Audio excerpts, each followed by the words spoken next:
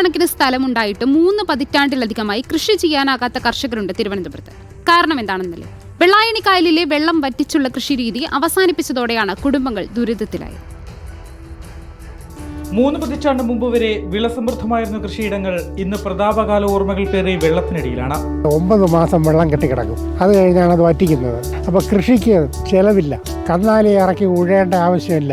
ഈ വെള്ളം വറ്റി ഇങ്ങനെ വരുമ്പോൾ വിത്ത് കുരിപ്പിച്ച് വറും. കൊച്ചു വിത്തെന്ന് പറഞ്ഞ ഒരു വിത്താണ് ഇവിടെ കൃഷി ചെയ്തുകൊണ്ടിരുന്നത്. അത് 90 ദിവസം കൊണ്ട് കൾട്ടിവേറ്റ് കൊയ്യാൻ സാധിക്കും.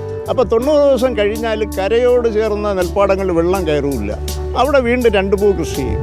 കർഷകന് മാന്യമായ ആദായം ലഭിച്ചിരുന്നു ഈ നെൽപ്പാടങ്ങളിൽ നിന്ന്.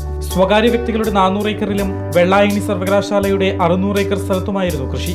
1991 കൃഷി നഷ്ടമാണെന്ന് സർവകലാശാല സർക്കാരിനെ അറിയിച്ചതോടെ പിന്നീട് ഇവിടെ പുഞ്ചവിത്തുകൾ തളിരിട്ടിട്ടില്ല. കാർഷിക സർവകലാശാലയ്ക്ക് കൃഷി ചെയ്യാൻ താല്പര്യമില്ലാത്ത ഒരു സാഹചര്യം അവർക്ക് വെള്ളായണിയിൽ കൃഷി നഷ്ടമെന്ന് കാണിച്ചുകൊണ്ട് PCക്ക് കത്തെഴുതിയിരിക്കുകയാണ്. വെള്ളം വറ്റിച്ചുള്ള കൃഷിരീതി അവസാനിപ്പിച്ചതോടെ 350ഓളം വരുന്ന കർഷക കുടുംബങ്ങൾ ദുരിതത്തിലായി. നിലത്ത് കൃഷി ചെയ്യാനോ സ്ഥലം മറിച്ചു വിൽക്കാനോ കഴിയാത്ത അവസ്ഥ. ഏകദേശം 36 വർഷമായി ടാക്സ് അടച്ചു സർക്കാരിന് അടയ്ക്കുന്നു. ആ സ്ഥലം വേറൊരു വ്യക്തിക്ക് എൻ്റെ മക്കൾക്കൊക്കെ എഴുതി കൊടുത്തു കഴിഞ്ഞാൽ അതിനുണ്ട് ഒരു ഫലവുമില്ല. 300 ചില്ലുവാനം കുടുംബങ്ങളുടെ പ്രോപ്പർട്ടിയിൽ നിന്ന് അവരുടെ വയലിൽ കിടക്കുന്ന വെള്ളം, ആ വസ്തുവിൽ കിടക്കുന്ന വെള്ളം പമ്പ് ചെയ്ത് വാട്ടർ അതോറിറ്റി കോടാനുകോടി രൂപ ഉണ്ടാക്കുന്നു. എനിക്ക് എൻ്റെ വീട്ടിലെ പൈപ്പ് കണക്ഷൻ, വാട്ടർ അതോറിറ്റിയുടെ കണക്ഷനിൽ 4 ദിവസം കൂടുമ്പോഴാണ് എനിക്ക് വെള്ളം തരുന്നത്.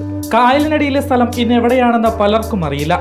സർക്കാർ ന്യായവില നൽകി സ്ഥലം ഏറ്റെടുക്കുകയോ കൃഷി ഇറക്കാൻ സൗകര്യമൊരുക്കുകയോ വേണമെന്നാണ് ഇവരുടെ ആവശ്യം. 32 വർഷമായി ഭൂമിയുണ്ട്, റവന്യൂ കരം അടയ്ക്കുന്നുണ്ട്, അവിടെ കൃഷി ചെയ്യാൻ പറ്റുന്നില്ല. അതിൽ നിന്ന് നഷ്ടപരിഹാരം കിട്ടുന്നില്ല. നമ്മുടെ പ്രശ്നം പരിഹരിച്ചില്ലെങ്കിൽ നമ്മൾ സമരവുമായി മുന്നോട്ട് പോകാൻ തന്നെയാണ് ഞങ്ങൾ തീരുമാനിച്ചിരിക്കുന്നത്. തങ്ങളുടെ കാലശേഷം ആർക്കുമില്ലാതെ സ്ഥലം കൈവിട്ടു പോകുമോ എന്ന ഭയത്തിലാണ് പലരുമുള്ളത്. റിപ്പോർട്ടർ, തിരുവനന്തപുരം.